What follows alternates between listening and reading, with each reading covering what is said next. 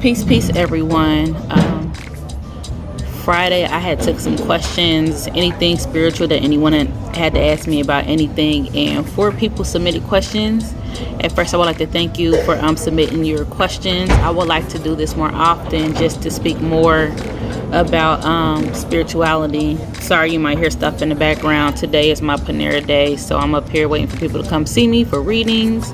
But I still wanted to shed light on some of these questions, so I'm going to go ahead and get started. Before I get started, today is February 29th, effective tomorrow. My prices will be going up. Again, my prices will be going up. My 15-minute readings will be going up to $40. My 30-minute readings will be going up to $65. And my 1-hour readings will be going up to $125. So I will probably publish that on my website by tomorrow. So let's get started. Oh, and I will be offering, I always forget to say that, more classes and other things too. I would really like to focus on spiritual development and how to get through some of those spiritual roadblocks that we have on our paths. You know, I want to be able to help others just like I had mentors to help me get through what I went through. So the first, number 1, wanted to know, am I an old or new soul?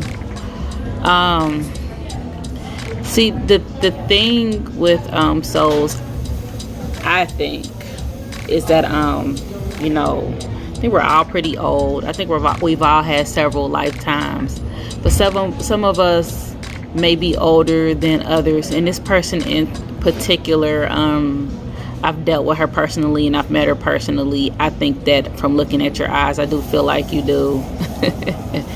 And you know, and I think that's probably why you have this higher sense of intuition, because I feel like you've done this so many times and in so many lifetimes. So I would say, yeah, you have an old soul, pretty old. I would agree with that. Number 2. So number 2 is religious. She is apostolic, and lately she's felt segregated from her church. She feels like she may be having a spiritual block, and she's trying to figure out what's going on. I don't feel like you are per se having a spiritual block. I think that your thinking and your change of view is kind of shifting. I think you feeling segregated or separated from your religious institution is more of like a mindset. You know, it's like it's how you're thinking or how you're viewing it. You know what I mean? So, and I don't think you're the only one in that religious institution that feels that way. So I don't think it's like the practice or the institution itself. It's just your thinking's changed a little bit. You know, you don't have to segregate yourself because your thinking has changed. You just think what you think and they think what they think, and that's okay. So I don't think that's a block. I actually think that's an opening, because you're opening up to be more comfortable with other things versus just what you're dealing with. So I don't want you to deal with it as a spiritual block. It's not a block at all. I feel like when I connect to your energy, I feel like you're growing. So this is growth. And you know, growth, oh, I got some on my eyelashes. Growth isn't always comfortable. It's not meant to be comfortable. But once you accept it and become comfortable with it, it's okay. You're not the only one that is feeling what you're feeling. It's just a shift, that's all. Okay. Number 3. Number 3 says that her grandmother passed, and she wants to know how should she start an ancestor altar and how she can protect herself in her home once she starts it. Now, I am a fan of giving homage to your ancestors. The first piece of advice I would give you is to find a wooden table or metal. I prefer wooden, like a table, or you can use I use a bookshelf, or if you don't want it to be, because some people may live in situations to where they can't actually like just put it out there. You can like put it on the shelf. Or I had one friend, she put it on her dresser and it looked like a part of her dresser, and the people she were living with, they didn't realize it was an altar, but it was. So you can put that there. If you have a picture of your grandmother, you can place a picture on your altar. If you do not have a picture of your ancestors, you can also use obituaries. If you don't have those, you can write their names down on a piece of paper and place them on the table. You will also need the 4 elements, which would be earth. And you can put like a plant. It doesn't have to be a real plant, but a plant to be representative of it, you know. And if you think about it, the table's wooden, so that's earth right there. A candle, a glass of water, and use incense for wind when you burn incense. So you put those on your table. For protection, I always burn sage around the table to cleanse it of negative energy. And then I have a prayer that I say. My favorite prayer to say is the Ana Bekoach, and you can find it on YouTube, where it's like a pre-recording. If you check out my guy, The Enlightened Talk, that's his book, but The Chris Enlightened, he has a video on his page where it's like an audio that you play. It's like 45 minutes long, and it's the Ana Bekoach, and it's got nice relaxing meditative music. You can play that, or you can learn to state it, which is not in English, so it took me about a month to learn it. So you can do it that way too. And I'll put the links down in the comments, okay? So that, and once you get your altar set up, they say it's best to put it on the eastern wall of your house. You can download like a compass on your phone and put it on the eastern wall of your house, or just put it wherever you can put it at that you feel is fit. I follow the teachings of Dr. Master Mitchell Gibson, and he says you shouldn't have an altar in your bedroom. But I've seen people with altars in their bedrooms and they work successfully. So if you feel drawn to put it in your bedroom, there's not.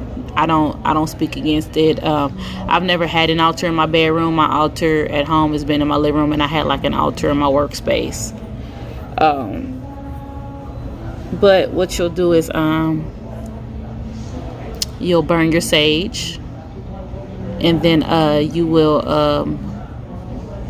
say your prayers for protection and all that other stuff, and you'll light your candles.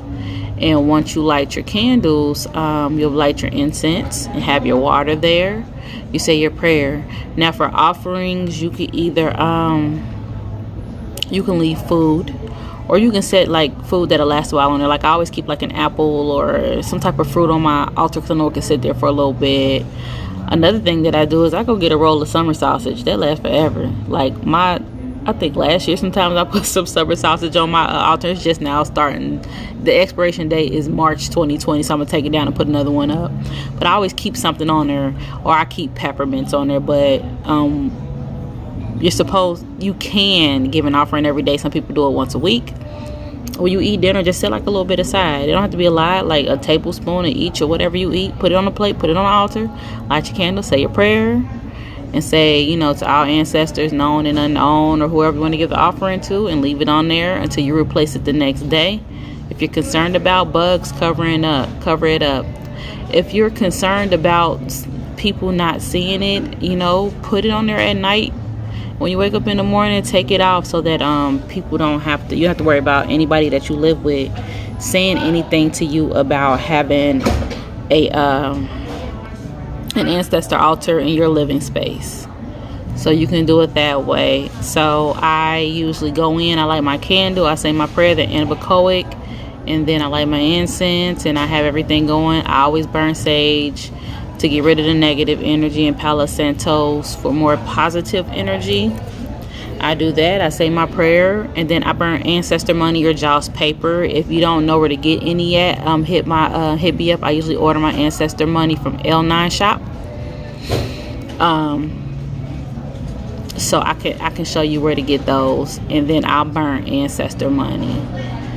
And that's another way to give offering. I think the food is more important, but everybody's different. The ancestor money might be important to them. I do both. I leave food and burn ancestor money, and that's about it. And I just think if you burn sage and you say your prayers and you ask for protection, that should be good enough for you. unless you really feel like something funky is going on. For you, if you feel like something funky is going on, just hit me up personally and we'll talk about it, or I can come by your house to see if you need it blessed or anything like that. Just let me know. But I feel like I'm really feeling like that should be enough for you. Okay? All right, last but not least, number 4. Number 4 wants to know how old you were when you had your awakening.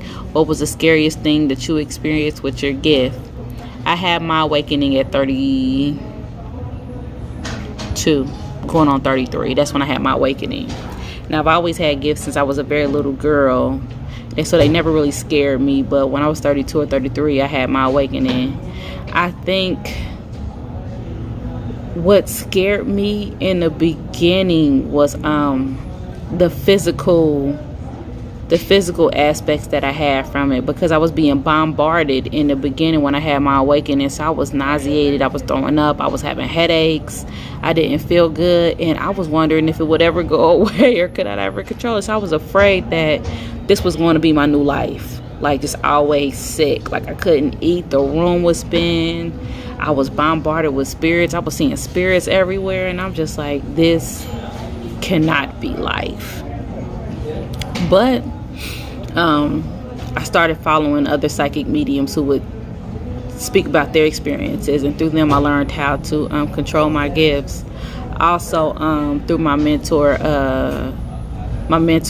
Ali, Sai Shanti, Indigo, Divine Queen, Chris Enlightened. They also played a big pivotal part. Chakra Zulu, they also played a pivotal part with helping me to analyze and hone in on what I was and to control those gifts. So I'm always thankful to them for their help that they gave me. So the scariest thing for me was the physical part. It never really scared me because I've always seen all types of things. One day I'll talk about some of the things that I've seen, but for right now, I think I'll be able to talk about some of the things I've seen one day, but right now I don't speak on some of the things that I've seen, but I've seen some things, so they don't scare me. And plus, you can choose how you see them. So at the end of the day, you have control over what you see and what you don't see. You just have to know that you have control. So that was it for this segment. I would like to offer this again. If anyone has any spiritual questions, I want to do this once a week. So if anyone has any questions about their development, or they want to know anything about their growth, or whether they have any gifts or anything about spirituality, period, spirituality is starting to become mainstream. So I'm starting to see a lot of people step into it, So if there's any questions, please feel free to ask me. I can answer it. The reason why I want to answer it on a YouTube platform, for one, is free if I answer it this way. If you want it privately, you'll have to book a reading.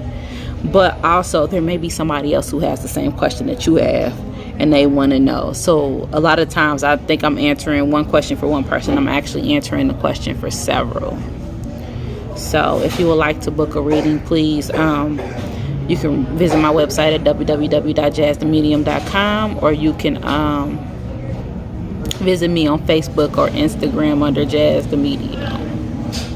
Thank you. Have a great one. Peace.